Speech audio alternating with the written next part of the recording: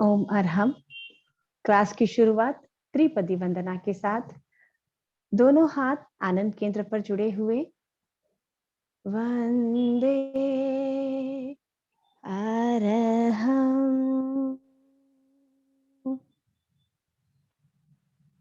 वंदे गुरुवरम, वंदे सच्चिदानंद।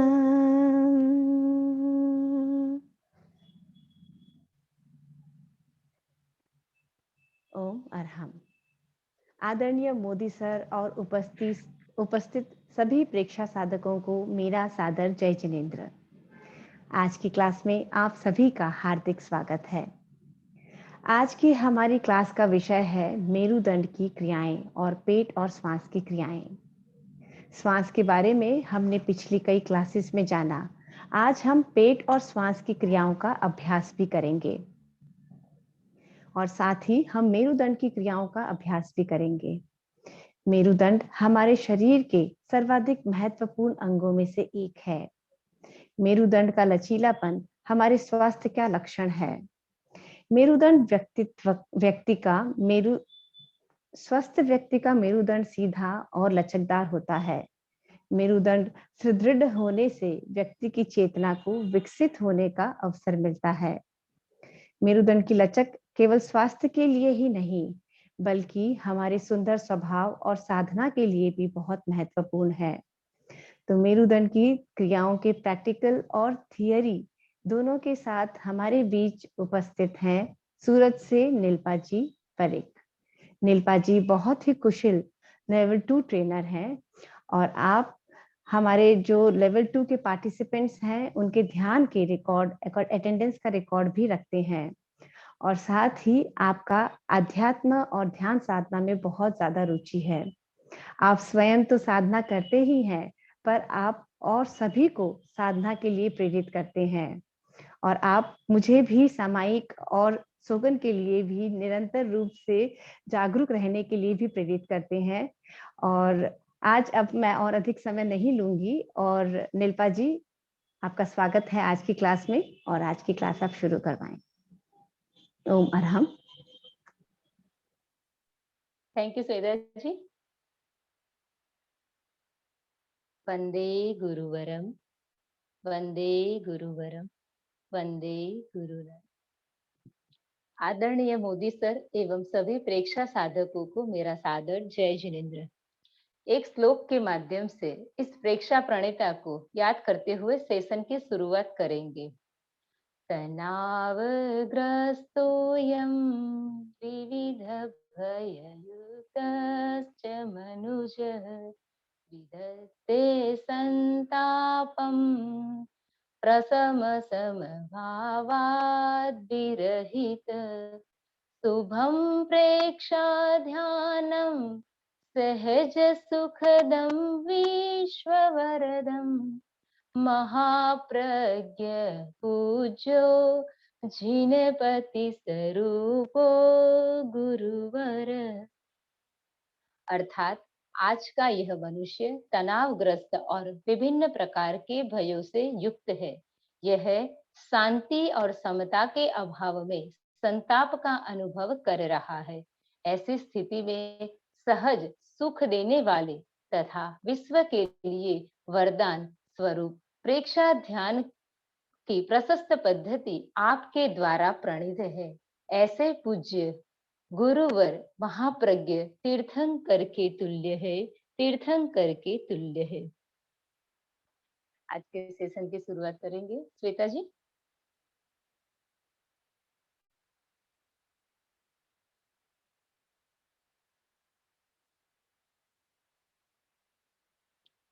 आज का हमारा टॉपिक है मेरुदंड की क्रियाएं और पेट और श्वास की क्रियाएं।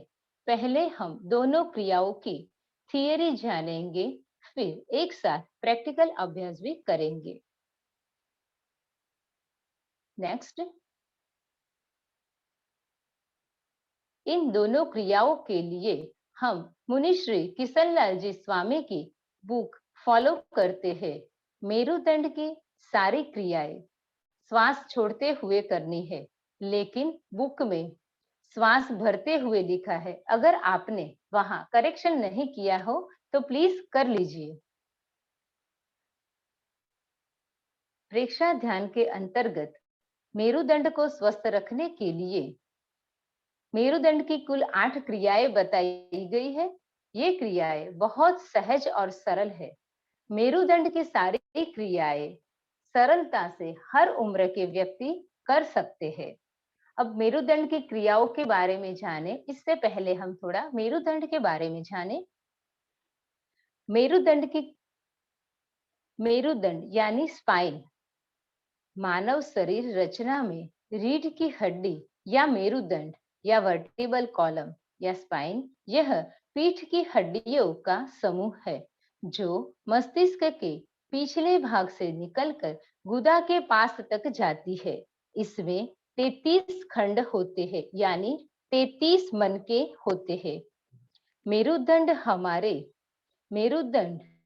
के भीतर मेरुरज्जु में यानी स्पाइनल कॉर्ड सुरक्षित रहता है। मेरुदंड हमारे शरीर के महत्वपूर्ण अंगों में से एक अंग है। अब मेरुदंड की क्रियाएं हमें क्यों करनी है, इसका प्रयोजन क्या है, इसका पर्पस क्या है, ये जाने। सबसे पहला, मेरुदंड को स्वस्थ बनाने के लिए।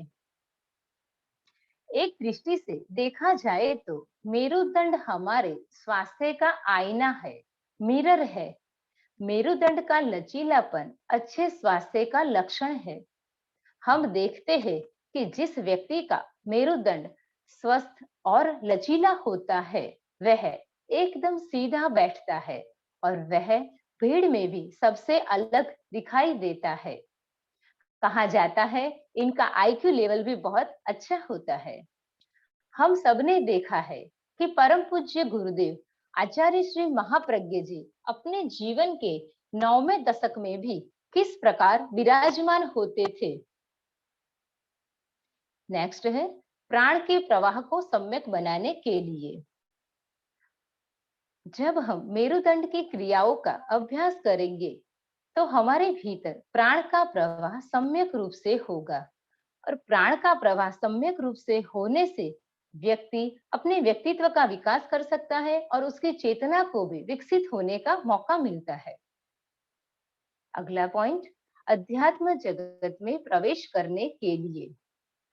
अगर हमें अध्यात्म जगत में प्रवेश करना है तो सबसे पहले आवश्यक है कि हमारा मेरुदंड स्वस्थ हो, क्योंकि मेरुदंड स्वस्थ होगा तभी प्राण का प्रवाह सम्यक रूप से होगा और तभी हम अध्यात्म जगत की ओर अग्रसर हो सकते हैं। अब आगे बढ़ते हैं आध्यात्मिक दृष्टिकोण की ओर। प्राण का प्रवाह। योग शास्त्र के अनुसार हमारे शरीर में लगभग 72,000 नाड़ियां है। इनमें ईड़ा, पिंगला और सुषुम्ना ये महत्वपूर्ण नाड़ियां है। मेरुदंड के पार्श्व में ईड़ा, पिंगला आदि बहुत सारी नाड़ियां है और एक महत्वपूर्ण नाड़ी जो मेरुदंड के भीतर है जिसका नाम है सुषुम्ना नाड़ी। प्रेक्षा ध्यान का एक सिद्धांत है कि जहां चित्त वहां प्राण, जहां प्राण वहां अच्छा रक्त संचार। मेरुदंड की क्रियाएं जब हम चित्त की जागरूकता के साथ करते हैं तो फल स्वरूप ईड़ा, पिंगला और सुषुम्ना में प्राण का प्रवाह सम्यक रूप से होता है। नेक्स्ट, चेतना का ऊर्ध्वारोहण। हमारा मेरुदंड स्वस्थ एवं सुदृढ़ होगा तो हम हमारी सोई शक्ति को जगा सकते हैं और ज्ञान का विकास भी कर सकते हैं, क्योंकि मेरुदंड के निचले छोर पर शक्ति केंद्र है और मस्तिष्क की चोटी के स्थान पर ज्ञान केंद्र है। सुषुम्ना में प्राण का प्रवाह सम्यक रूप से होने से बाहर की ओर प्रवाहित होने वाली हमारी चेतना धीरे धीरे भीतर की ओर प्रवाहित होने लगती है। ध्यान साधना में विकास। ध्यान साधना में बैठने के लिए सबसे पहले आवश्यक है कि हमारा मेरुदंड सीधा रहे, क्योंकि जब मेरुदंड सीधा रहता है तो सुषुम्ना में प्राण का प्रवाह सम्यक और सहजता से होता है।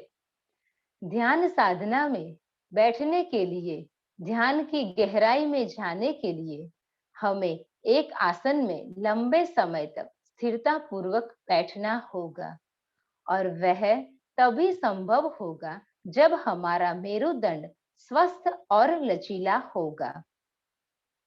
इससे हम समझ सकते हैं कि ध्यान में अग्रसर होने के लिए, ध्यान साधना में विकास करने के लिए मेरुदंड की क्रियाएं कितनी महत्वपूर्ण है। अब आगे बढ़ते हैं वैज्ञानिक पक्ष की ओर, थोड़ा इसके बारे में भी जाने। सशक्त नाड़ी तंत्र।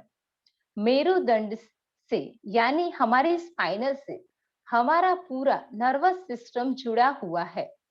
नर्वस सिस्टम ही हमारे शरीर और ब्रेन से आने वाले संकेतों एवं सूचनाओं का आदान प्रदान करता है। हमारी शरीर की सारी क्रियाकलापों का नियमन करता है, उसे रेगुलेट करता है। मेरुदंड की क्रियाओं को करने से वहां अच्छे से स्ट्रेचिंग होता है और ब्लड सर्कुलेशन भी सुचारू रूप से होता है, जिससे हमारा मेरुदंड स्वस्थ एवं लचीला बनता है।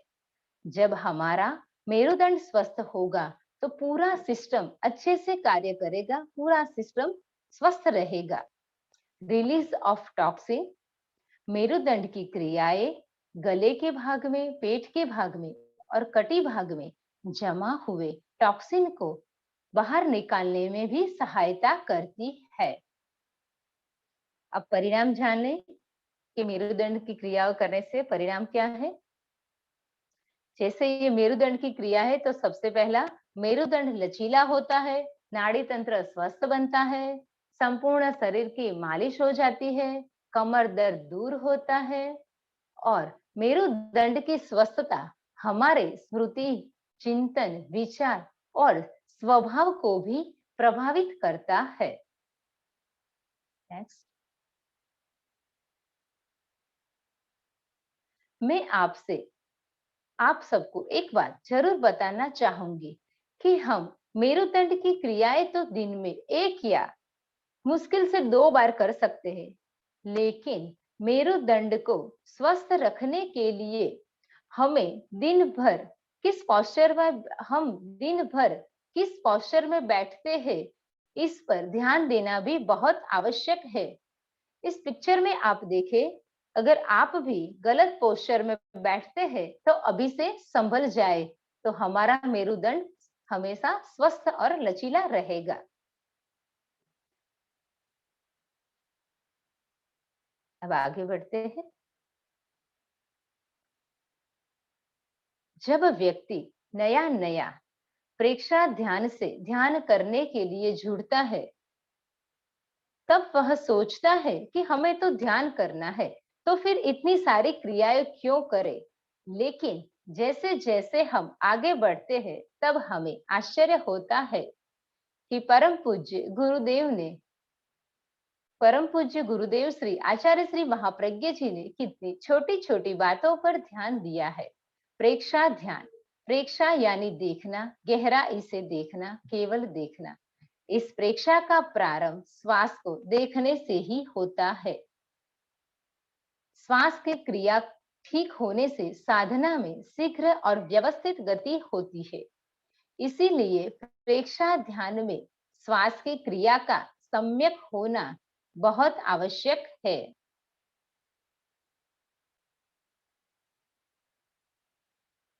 श्वास की क्रिया को सम्यक बनाना ही पेट और श्वास की क्रियाओं का मुख्य प्रयोजन है।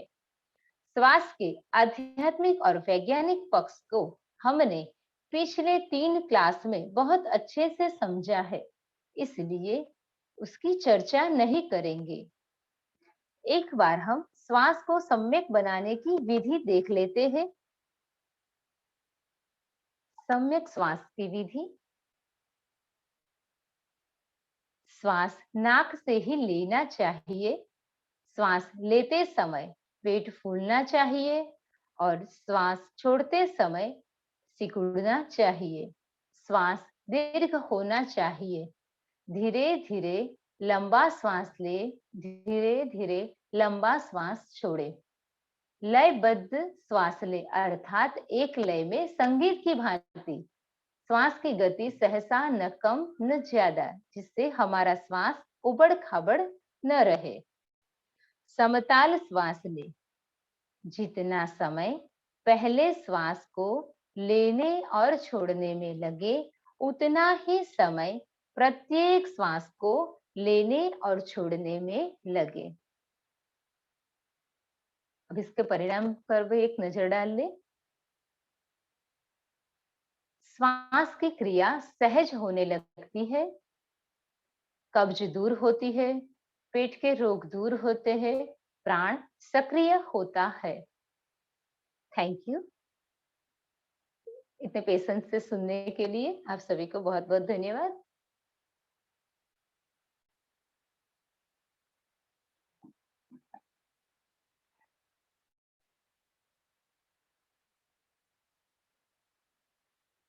नीलपा थियरी जी, के सेशन में आगे बढ़ते जी। Neelpa ji, auto rotate mode on हाँ कीजिए जी, please. Auto rotate mode on कीजिए। हाँ, अब ठीक है ठीक है। जी। हाँ, हमने थियरी के बारे में जानकारी की। अब प्रैक्टिकल सेशन की ओर आगे बढ़ते हैं। सबसे पहले हम पेट और श्वास की क्रियाएं करेंगे, उसके बाद में मेरुदंड की क्रियाएं करेंगे। हमारे प्रैक्टिकल सेशन की शुरुआत हम अर्हम वंदन के साथ करते हैं। अर्हम वंदन के लिए तैयार हो जाए। वंदना की मुद्रा में आ जाए। वंदनासन की। श्वास भरे, श्वास छोड़ते हुए वंदे अर्हम। श्वास भरते हुए ऊपर उठेंगे। वंदे अर्हम। वंदे अर्हम।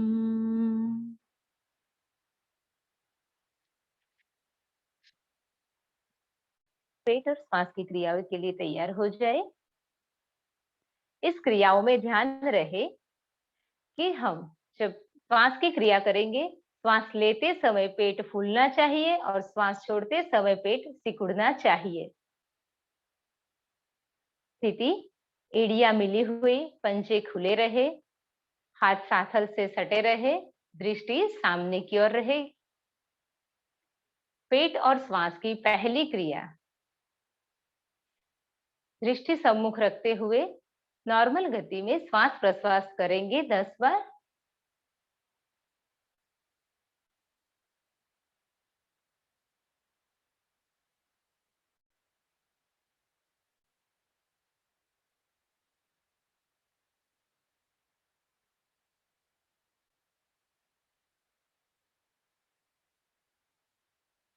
रिलैक्स। इसी स्थिति में दूसरी क्रिया करेंगे। दूसरी क्रिया में हम तेजी के साथ श्वास प्रश्वास करेंगे।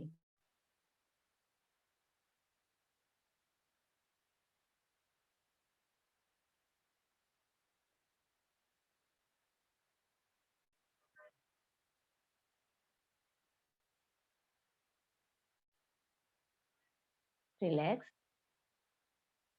तीसरी क्रिया: आकाश की ओर अपलक देखते हुए तीव्र गति से 10 बार श्वास प्रश्वास करेंगे। अपलक यानी पलकों को झपकाना नहीं है।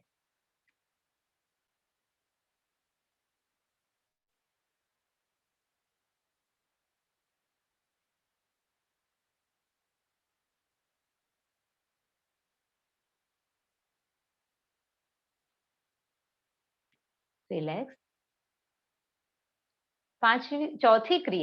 चौथी क्रिया में हम हमारी दृष्टि को 5 फुट की दूरी पर केंद्रित करेंगे। 5 फुट यानी लगभग हमारे हाइट जितना। तीव्र श्वास प्रश्वास करेंगे 10 बार। तेज गति से।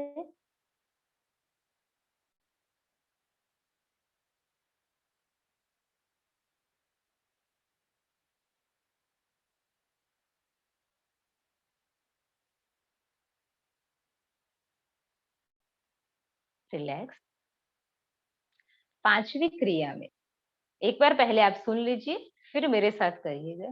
पांचवी क्रिया में हम हमारी जीभ को कौवे की भांति बनाकर पूरा श्वास भरेंगे, फिर पेट, फेफड़े और गालों को फुलाते हुए आंखें बंद करेंगे, ठुड्डी को कंठकूप में लगाएंगे और अंतः कुंभक के साथ मूल बंध लगाएंगे। दोनों दो प्रकार से कर सकते हैं। बाह्य मतलब कुंभक के दो प्रकार है, अंतः कुंभक और बाह्य कुंभक। अंतः कुंभक यानी श्वास को भीतर रोकना, बाह्य कुंभक यानी श्वास को बाहर रोके रखना। इस क्रिया को हम अंतः कुंभक के साथ करेंगे। पूरा श्वास भरेंगे और फिर रिटर्न जब मूल स्थिति में आएंगे तो मूल बंद खोलेंगे, गर्दन को ऊपर करेंगे, आंखें खोलेंगे और धीरे धीरे नाक से श्वास छोड़ेंगे। इस प्रकार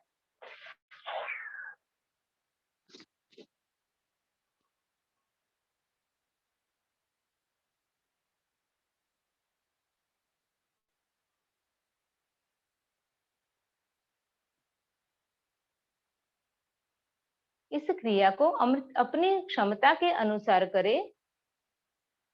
जबरदस्ती से कुंभक करने की कोशिश न करें। इस क्रिया को एक बार फिर से दोहराएंगे। श्वास भरेंगे,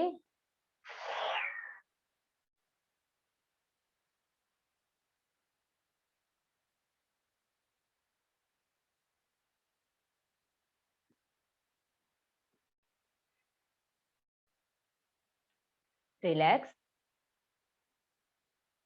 पेट और श्वास की छठी क्रिया। छठी क्रिया में हम 30 डिग्री झुकेंगे, हाथों को कमर पर स्थापित करें, अंगूठा आगे की ओर रहेगा, उंगलियां पीछे की ओर रहेगी। श्वास भरे, श्वास छोड़ते हुए 30 डिग्री झुकेंगे। सामान्य गति से श्वास प्रश्वास करेंगे।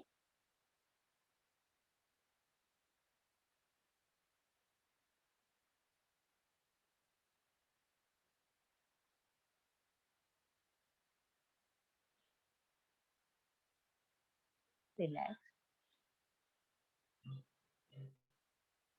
पेट और श्वास की सातवीं क्रिया। सातवीं क्रिया में भी हाथ कमर पर स्थापित करें, पूरा श्वास खाली करते हुए हम 90 डिग्री झुकेंगे, फिर तेजी के साथ श्वास प्रश्वास करेंगे।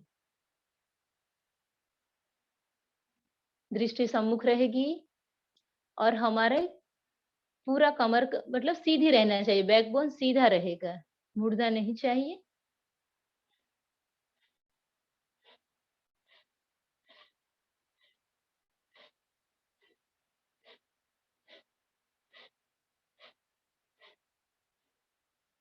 श्वास भरते हुए ऊपर, रिलैक्स।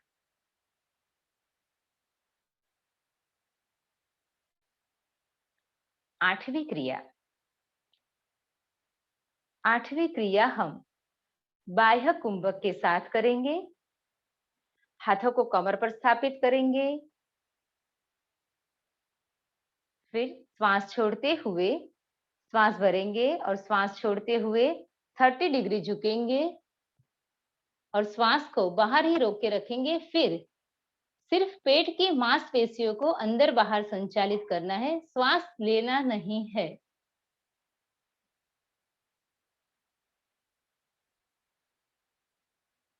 कम से कम 10 बार करें।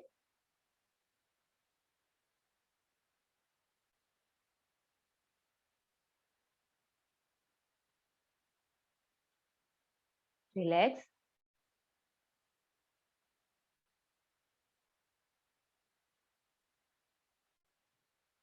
अगली क्रिया, हाथों को कमर पर स्थापित करें,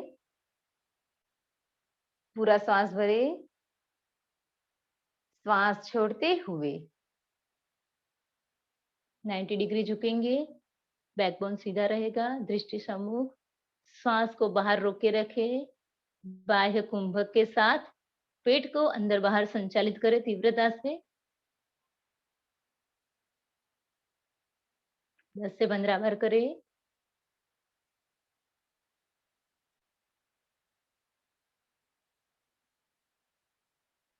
श्वास भरते हुए ऊपर, रिलैक्स।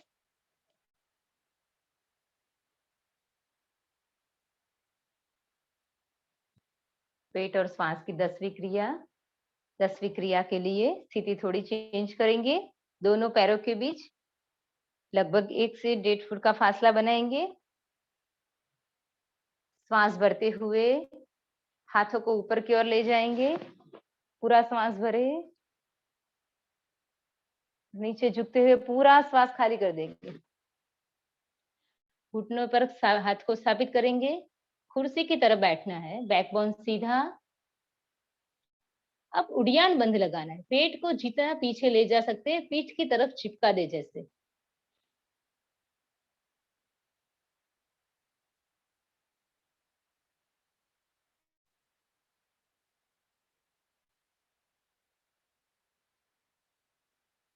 सांस भरते हुए ऊपर। इस क्रिया के निरंतर अभ्यास से नौली की क्रिया भी लगने लगती है। एक बार फिर से करेंगे। सांस भरते हुए हाथों को ऊपर की ओर ले जाए। सांस छोड़ते हुए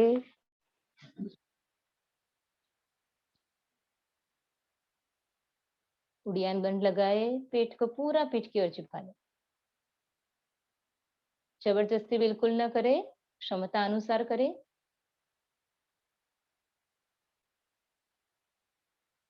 सांस भरते हुए। ये थी पेट और श्वास की क्रियाएं।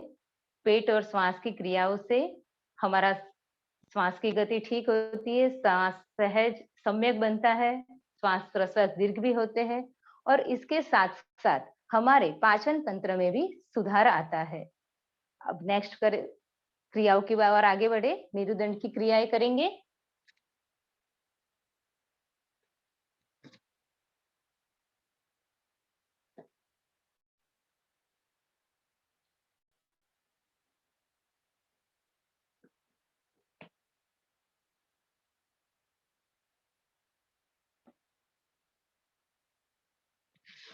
श्वेता जी एक बार चेक कर लीजिएगा। हाँ जी, आप लेटिए।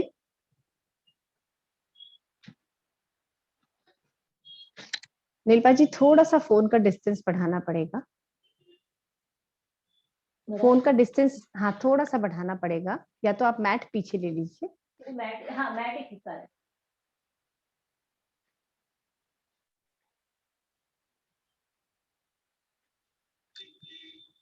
आप ठीक है? आप सही है जी। थैंक यू श्वेता जी। मेरुदंड की क्रिया करते समय ध्यान रहे अपने बालों में अगर क्लिप लगाई है, पिन लगाई है तो थोड़ा ध्यान रखें, आपके लगे नहीं सिर पे। मेरुदंड की क्रियाओं को हम 2 प्रकार के हाथ की पोजीशन में कर सकते हैं। एक, हाथों को पूरा फैलाकर शोल्डर के समानांतर रखेंगे और दूसरी, हमारे दोनों हाथ की फिंगर आवाज को नहीं आ ऐसे रही है इंटरलॉक नीलपा जी। करते हैं। नीलपा जी, आपकी आवाज क्रैक हो रही है। ओके, एक मिनट, वो आगे थोड़ा कर लेते। अब आ रही है? जी आ रही है, आप बोलिए। जी हाँ, दोनों हाथों की फिंगर्स को इंटरलॉक ठीक है। करके अपने सिर के नीचे रख सकते हैं।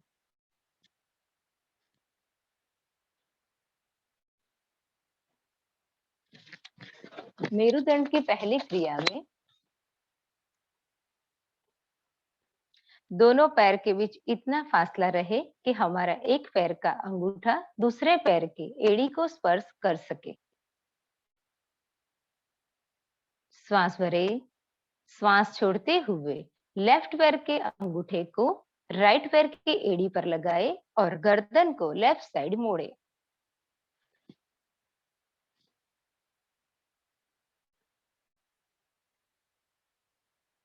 श्वास भरते हुए वापिस आएंगे।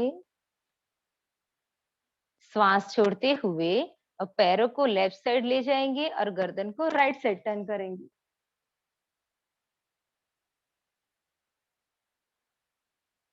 श्वास भरते हुए मूल स्थिति में। मेरुदंड की दूसरी क्रिया। दूसरी क्रिया में हम हमारे पैर को, राइट पैर को उठाकर लेफ्ट पैर के अंगूठे और उंगली में लगाए फंसाएंगे। श्वास भरे, श्वास छोड़ते हुए पैरों को राइट साइड ले जाएंगे और गर्दन को लेफ्ट साइड मोड़ेंगे। भूमि से स्पर्श कराए पैरों को।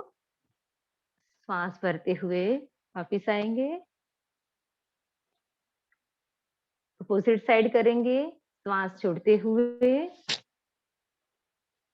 पैरों को लेफ्ट साइड ले जाएंगे, गर्दन को राइट साइड ले जाएंगे। श्वास करते हुए वापिस आएंगे। इसी क्रिया को पैर बदल कर करेंगे। अब हमारा लेफ्ट पैर ऊपर रहेगा, राइट पैर नीचे रहेगा। श्वास भरे, श्वास छोड़ते हुए पैरों को राइट साइड ले जाए, गर्दन को लेफ्ट साइड ले जाए।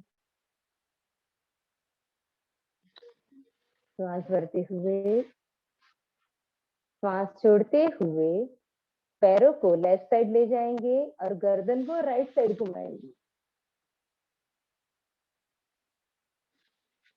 श्वास भरते हुए वापिस पैरों को खोल ले, रिलैक्स। तीसरी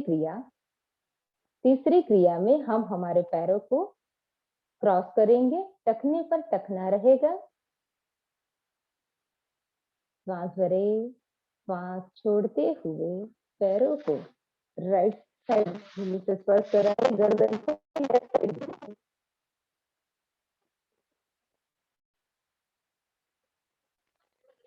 श्वास भरते हुए वापस आएंगे। श्वास छोड़ते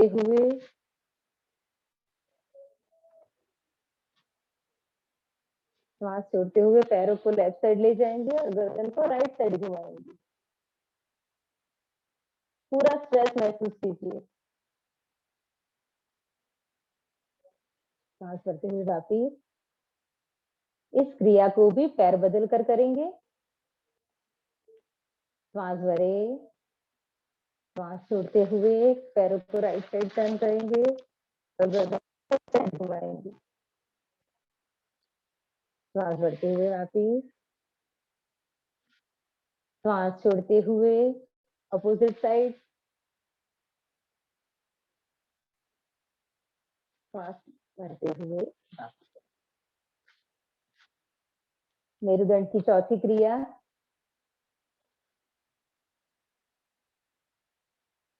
चौथी क्रिया में हमारे राइट पैर को घुटन से मोड़ ले।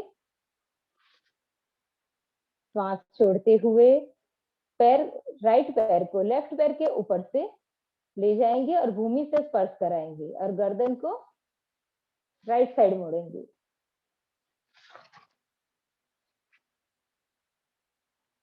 कोशिश करें कि कम से कम अंगूठा जमीन पर लगा रहे, पैर पूरा उठ न जाए। श्वास भरते हुए वापिस आएंगे। पैर को सीधा कर ले। अब लेफ्ट पैर से करेंगे। श्वास भरे, श्वास छोड़ते हुए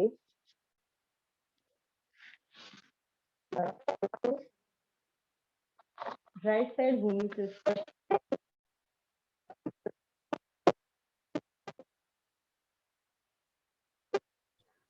नीलपा जी, आपके ब्लूटूथ के कारण आवाज आ नहीं रही है, शायद वो प्रेस हो रहा है। अच्छा, ऐसा है, वो दब जाता होगा। अभी आ रही है? हाँ जी, अब आ रही है नीलपा जी। जी। हाँ, अब आ रही है। जी जी, ओके। राइट पैर को लेफ्ट पैर को राइट साइड भूमि से स्पर्श कराएंगे और गर्दन को लेफ्ट साइड ले जाएंगे। बहुत अच्छी एक्सरसाइज है मेरुदंड के लिए। श्वास भरते हुए वापिस पैर को सीधा कर ले।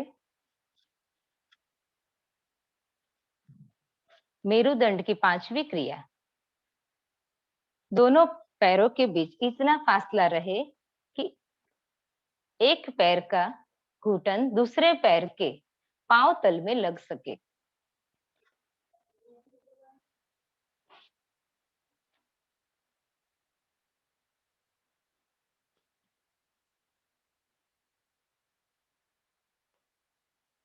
श्वास भरे, श्वास छोड़ते हुए पैरों को राइट साइड टर्न करेंगे, गर्दन को लेफ्ट साइड।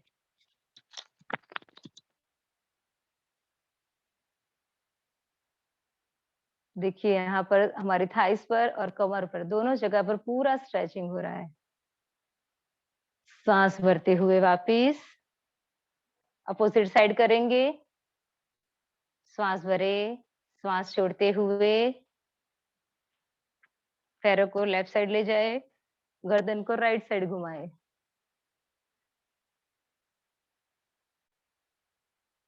श्वास भरते हुए मूल स्थिति में आए, पैरों को खोल ले, विश्राम।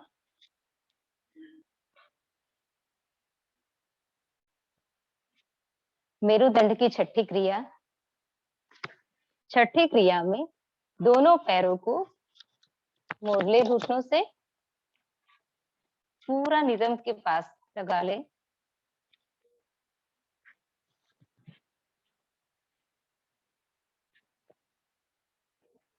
श्वास भरे, श्वास छोड़ते हुए पैरों को राइट साइड ले जाएंगे, गर्दन को लेफ्ट साइड ले जाएंगे। समतानुसार होल्ड करें। श्वास भरते हुए वापस आएंगे, अपोजिट साइड करेंगे। श्वास छोड़ते हुए पैरों को लेफ्ट साइड ले जाए, गर्दन को राइट साइड घुमाए।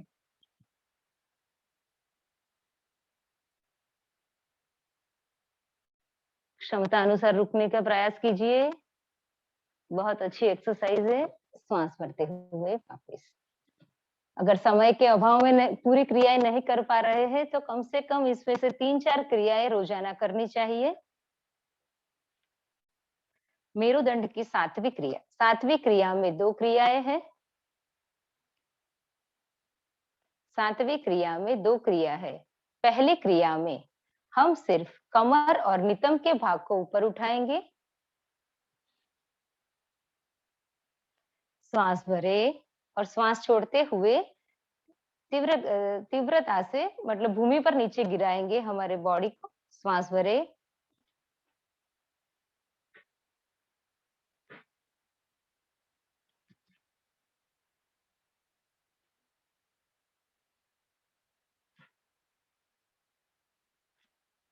रिलैक्स। इस क्रिया में हम हाथ अपने शरीर मतलब शरीर के समान पास में रख लेंगे, थाइस के पास में। सातवीं क्रिया की दूसरी क्रिया, दूसरी क्रिया में हम एड़ी और कोहनी की हेल्प से हमारे शोल्डर तक के पूरे भाग को ऊपर उठाने की कोशिश करेंगे। श्वास भरे,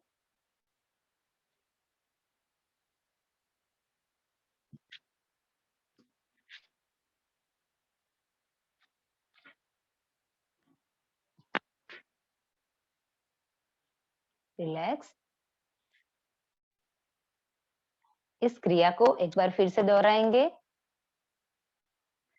सातवीं क्रिया की पहली क्रिया में कमर और नितंब के भाग को ऊपर उठाएंगे।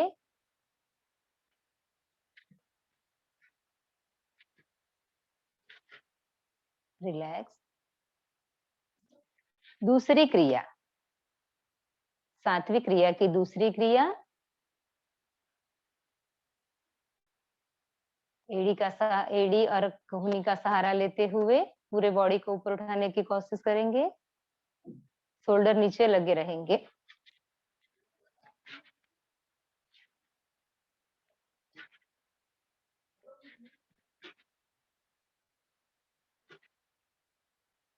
रिलैक्स।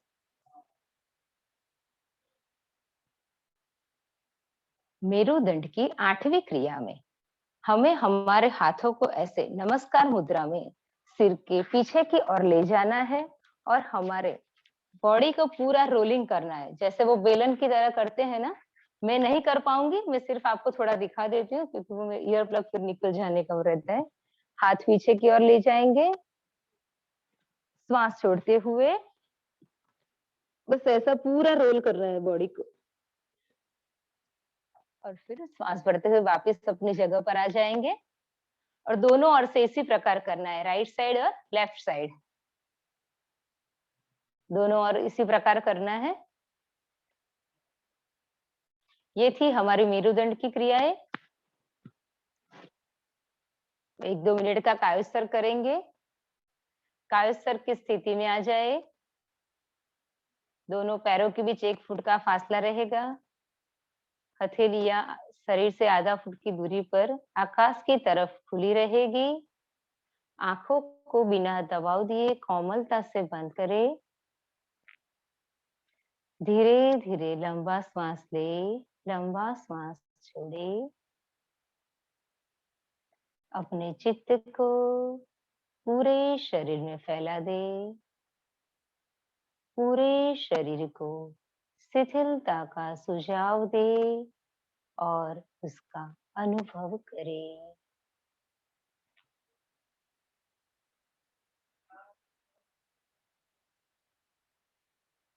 मेरुदंड की क्रियाओं से आए हुए तनाव को देखें।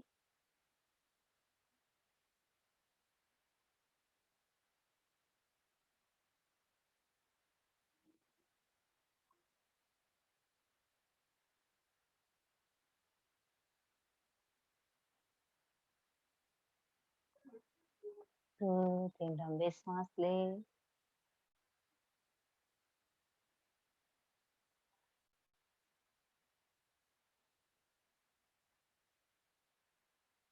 लेफ्ट साइड करवट लेते हुए बैठने की स्थिति में आए।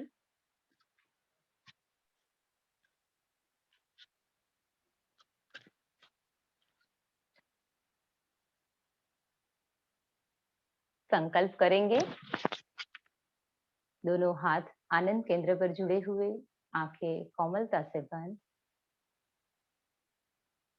मैं चैतन्यमय हूँ, मैं आनंदमय हूँ, मैं शक्तिमय हूँ। मेरे भीतर अनंत चैतन्य का, अनंत आनंद का, अनंत शक्ति का सागर लहरा रहा है। उसका साक्षात्कार करना ही मेरे जीवन का परम लक्ष्य है। ओम शांति ही, शांति ही, शांति। ओम ओम अहरम ओम नीलपा अर्हम। जी, आपका बहुत बहुत आभार। आपने हमें बहुत ही सुंदर श्वास और पेट और श्वास की क्रियाएं और मेरुदंड की क्रियाओं का अभ्यास करवाया। आपका बहुत बहुत आभार। सर, अब आप जिज्ञासा लेंगे या फिर मैं पार्टिसिपेंट से निवेदन करूं? एक जिज्ञासा आई हुई है, वो मैं जी सर। आंसर कर देता हूँ, फिर जी इसके सर। बाद पार्टिसिपेंट्स पहले, या फिर नीलपा जी से पार्टिसिपेंट पूछ लें पहले एक बार। सर जैसा आप कहें। हाँ, पहले नीलपा जी वाला कंप्लीट कर ले, फिर मैं ले। जी सर। जी सर। तो मैं सभी पार्टिसिपेंट से निवेदन करूंगी कि यदि आपकी इस टॉपिक के रिलेटेड मेरुदंड की क्रियाएं और पेट और श्वास की क्रियाएं, इनके रिलेटेड अगर आपकी कोई क्वेरी है तो आप चैट बॉक्स में लिखकर भेज सकते हैं या फिर अपना हैंड रेज करें।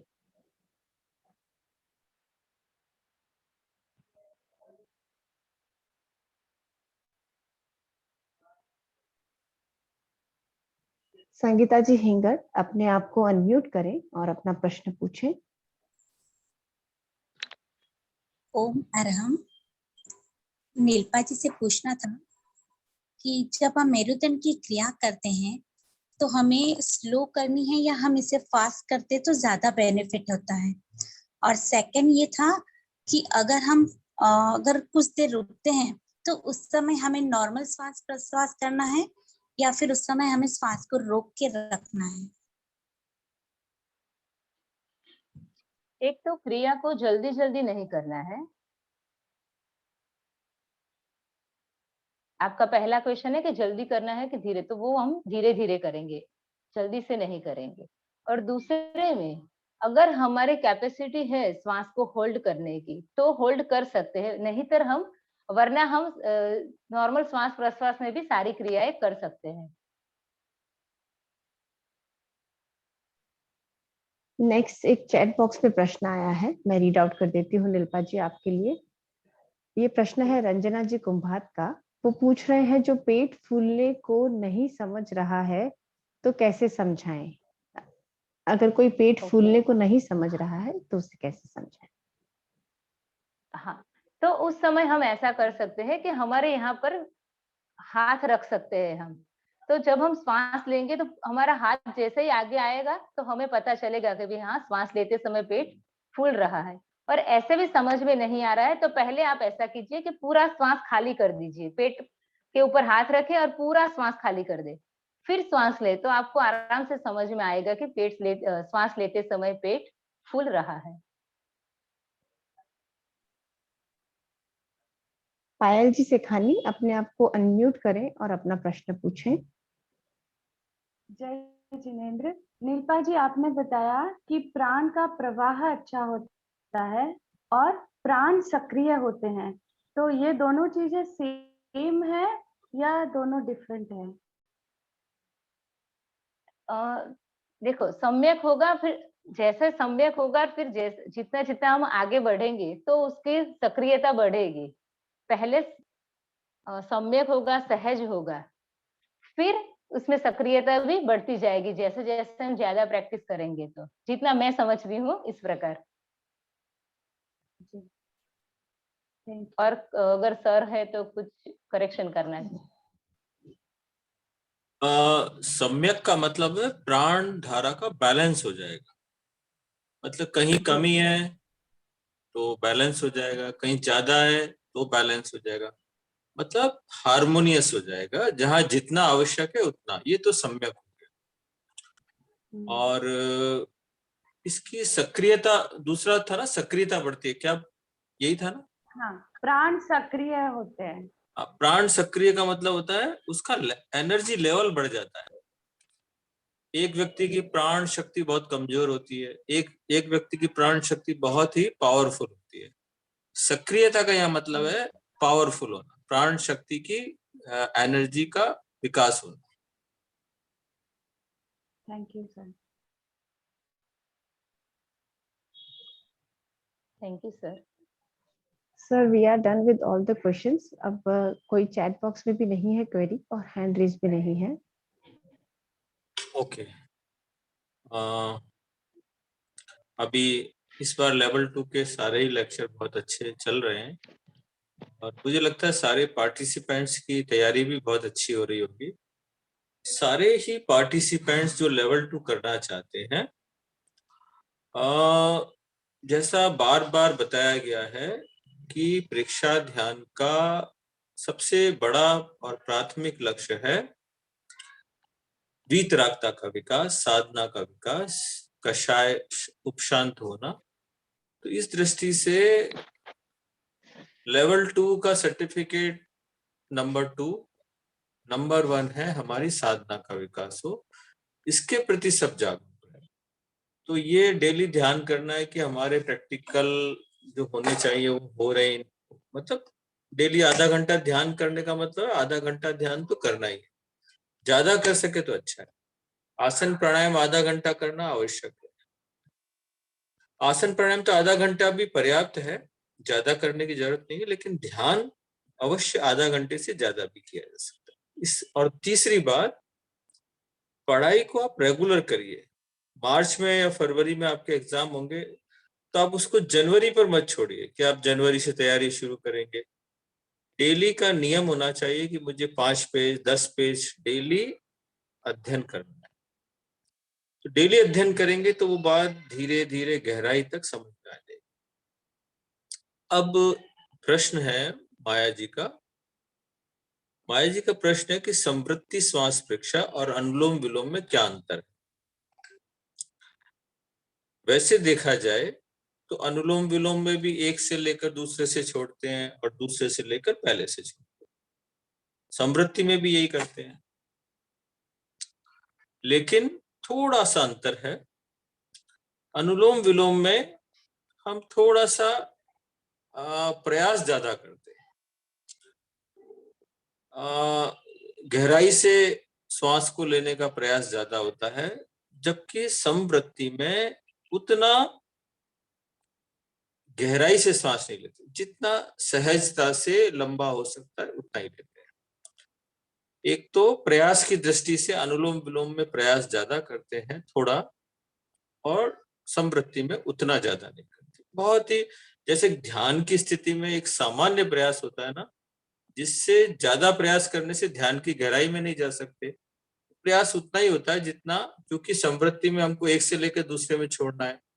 और यदि हमारा दोनों नथनों पर पूरा, वैसे तो दोनों नथनों से श्वास हम संकल्प के सहारे भी ले सकते हैं, लेकिन हर व्यक्ति संकल्प से ले सके ये संभव नहीं है। तो हमको कुछ तो प्रयास करना पड़ेगा, लेकिन प्रयास उतना ही हो जिससे कि ध्यान की, कम से कम ध्यान की गहराई ना टूटे, ध्यान की गहराई में हम जा सकते। इस दृष्टि से, प्रयास की दृष्टि से अनुलोम विलोम में प्रयास थोड़ा ज्यादा होता है, इसमें प्रयास। गहराई की दृष्टि से भी देखें कि श्वास को थोड़ा सा ज्यादा गहरा लेने की कोशिश करते हैं, समवृत्ति में कम करते हैं। तीसरा एक अंतर मान सकते हैं कि अनुलोम विलोम में जो एकाग्रता आनी चाहिए थी, वो एकाग्रता उतनी संभव नहीं होती, जबकि पूरे ध्यान की मुद्रा, कायोत्सर्ग, फिर समवृत्ति श्वास परीक्षा करने से पूरी कंसंट्रेशन आता है। हालांकि अनुलोम विलोम में भी वो कंसंट्रेशन कोई कोई कर सकता है, लेकिन कंसंट्रेशन की दृष्टि, चूंकि एक ध्यान का प्रयोग है, एक प्राणायाम का प्रयोग है, तो थोड़ा सा कंसंट्रेशन भी इसमें ज्यादा है। और वैसे बहुत ज्यादा फर्क नहीं है, ये बहुत ही माइनर से अंतर है, बाकी दोनों एक ही बात है। दोनों के लाभ देखें तो ऑलमोस्ट सेम मान लें। और चूंकि समवृत्ति श्वास बहुत गहराई से और बहुत एकाग्रता से, तन्मयता से होकर किया जा सकता है, तो थोड़े एक में शारीरिक लाभ ज्यादा मान लें, अनुलोम विलोम में ज्यादा होंगे, और एक में मानसिक और चैतसिक, चूंकि ध्यान है, राग द्वेष मुक्त अवस्था में है, तो मानसिक भावात्मक लाभ इसमें ज्यादा है ध्यान समवृत्ति श्वास में, उसमें अनुलोम विलोम में शारीरिक और मानसिक लाभ ज्यादा है। ये जैसे बहुत सूक्ष्म रेखा है, तो बहुत ही माइनर से दोनों में डिफरेंस है। और करने की दृष्टि से तो दोनों में एक ही बात है कि एक से लेना, दूसरे से छोड़ना, फिर दूसरे से छोड़कर पहले से छोड़ना। माया जी यदि हो, उनको कोई काउंटर क्वेश्चन करना हो तो कर सकते हैं।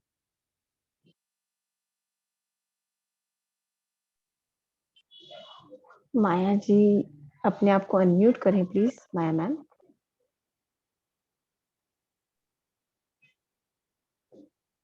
हाँ जी सर, थैंक्स। वैसे डाउट मेरा क्लियर हो गया है, वैसे कोई काउंटर क्वेश्चन नहीं है। Thank you so much sir.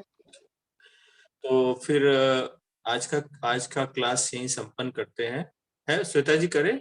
कोई है और कोई सब्जेक्ट सर में? चैट बॉक्स में अभी कोई प्रश्न आया है, अगर हाँ। जी सर। जी, श्वास स्टार्ट कहाँ से करना चाहिए? समवृत्ति श्वास परीक्षा में अब कई जगह, कई साहित्य में अलग अलग आता है। कई लोग बोलते हैं कि भाई सर्दी में दाएं से शुरू करना चाहिए, क्योंकि राइट स्वर हमारा सूर्य स्वर होता है, गर्म होता है, और फिर वहीं पर खत्म कर देना चाहिए। और गर्मी में लेफ्ट से शुरू करके लेफ्ट पे खत्म कर देना चाहिए। चूंकि प्रेक्षा ध्यान में जितना ज्यादा एम्फेसिस ध्यान पर दिया गया है, और जितनी ज्यादा थ्योरी ध्यान के ऊपर है, उतना प्राणायाम और आसन के बारे में बहुत कम लिखा गया है, और हम लोगों ने भी अध्ययन कम किया है। क्योंकि ये केवल एक सहायक क्रियाएं हैं, आसन और प्राणायाम। तो हम लोगों का भी स्वाध्याय इस मामले में बहुत ज्यादा नहीं है, लेकिन एक अपना व्यक्तिगत अनुभव की दृष्टि से देखें, मुझे ऐसा लगता है कि क्योंकि हम मान ली 10 मिनट 20 मिनट तक अनुलोम विलोम करते हैं या समृद्धि श्वास करते हैं, तो 20 मिनट तक दोनों से चलता रहता है। शुरुआत वाली बात मुझे व्यक्तिगत रूप से बहुत ज्यादा इंपॉर्टेंट नहीं लगती है, इसलिए आप इसको सहज छोड़ दें। जिससे श्वास शुरू किया आप कर दीजिए, कोई खास फर्क नहीं पड़ता है। ऐसा कोई बहुत मेजर डिफरेंस पड़ता मुझे ऐसा नहीं लगता, क्योंकि पूरा एक लंबा ड्यूरेशन में प्रयोग दोनों से चलता रहता है। कहाँ से शुरू किया ये बहुत ज्यादा रेलेवेंट मुझे नहीं लगता है। इस दृष्टि से आप मान लें कि कहीं से भी शुरू कर सकते। सर संध्या जी राइस होने का हैंड रेज है। जी संध्या जी प्लीज अपने आप को अनम्यूट करें। जय जिनेन्द्र सर, तो समृद्धि श्वास प्रेक्षा में संकल्प के द्वारा प्रयोग की बात आती है, तो इसमें हमें मतलब कैसे संकल्प के सहारे कैसे करें प्रयोग, ये मुझे अभी तक समझ में नहीं आया। संकल्प के सहारे प्रयोग करने का यहाँ तात्पर्य है कि उसमें हाथ का प्रयोग नहीं किया जाता। जैसे अनुलोम विलोम प्राणायाम करें चाहे समृद्धि श्वास प्रेक्षा करें, हाथ का सहारा लेकर जिस नथुने से श्वास लिया जाता है उसका अपोजिट बंद किया जाता है। संकल्प के सहारे लेने का तात्पर्य है कि उसमें हाथ का प्रयोग नहीं होता। जिस नथुने से हमको श्वास लेना है, संकल्प से उसी नथुने से श्वास खींचते हैं। और जो लोग अभ्यास करते हैं 2-3 महीने तक भी इसका बिना हाथ के अभ्यास किया जाए तो ये फिर सज जाता है। आप जिस नथुने से श्वास लेना चाहेंगे उसी से आएगा। तो बिना हाथ के केवल मानसिक रूप से संकल्प करें कि भाई मुझे बाएं से खींचना है, तो ये संकल्प के सहारे। ठीक है संध्या जी?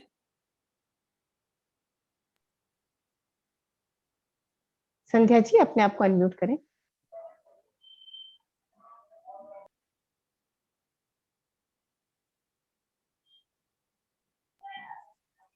सर इसकी कोई ट्रिक है? जैसे मानसिक इनिशियली तो ऐसा होता नहीं है। इसकी ट्रिक कुछ नहीं है, थोड़ा सा इसकी ट्रिक यही है, एक तो पहले थोड़ा सा कपाल भाती और भस्त्रिका कर ले ताकि आपके दोनों नथुने खुले हुए।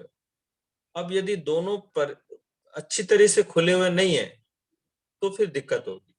मतलब एक डोमिनेंट है, जैसे राइट डोमिनेंट है, तो फिर क्या होगा, लेफ्ट वाले से लेना छोड़ना मुश्किल होगा। तो थोड़ा सा जब भी संकल्प के सहारे करना हो तो कम से कम 5 मिनट तक कपाल भाती या भस्त्रिका करें ताकि हमारा ये दोनों नथुने एकदम खुल जाए। इसके बाद फिर हम बिना हाथ का सहारा लिए कोशिश करें, रोज कोशिश करें। तो रोज कोशिश करते करते करते फिर संकल्प के सहारे होने लगे।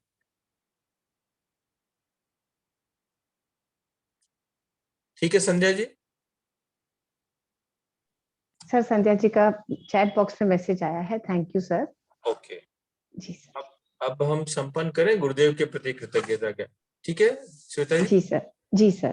सबके हाथ जुड़े हुए पूज्य गुरुदेव के प्रति कृतज्ञता ज्ञापित करेंगे। प्रेक्षा प्रणेता आचार्य महाप्रज्ञ जी के प्रति, प्रेक्षा अनुशास्ता आचार्य महाश्रमण जी के प्रति, और भी इस लोक में जितने भी गुरु हैं, आचार्य हैं, जो भी कल्याण का मार्ग बता रहे हैं, मोक्ष का मार्ग बता रहे हैं, वीतरागता का मार्ग बता रहे हैं, उन सब गुरुओं के प्रति भी कृतज्ञोस्मि। हम सब पूज्य गुरुदेव के प्रति आभारी।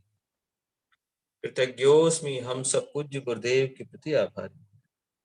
कृतज्ञोस्मि हम सब पूज्य गुरुदेव के प्रति आभारी। कृतज्ञोस्मि सर, हम सब आपके भी बहुत बहुत आभारी हैं।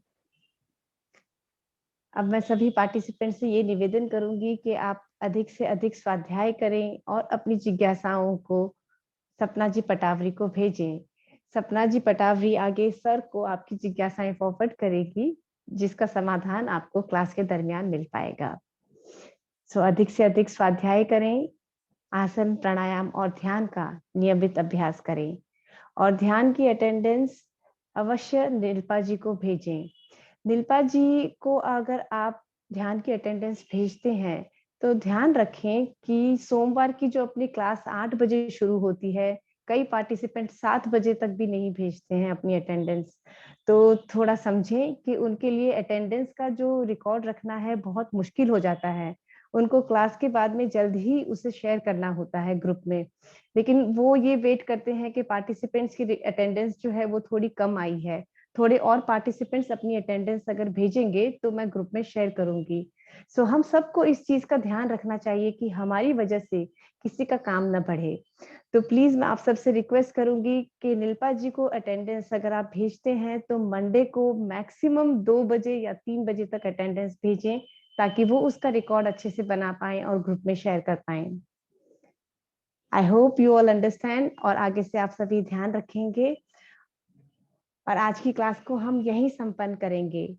तब तक आप सभी स्वस्थ रहें और सुरक्षित रहें। अगली क्लास में हम फिर मिलेंगे। ओम अरहम।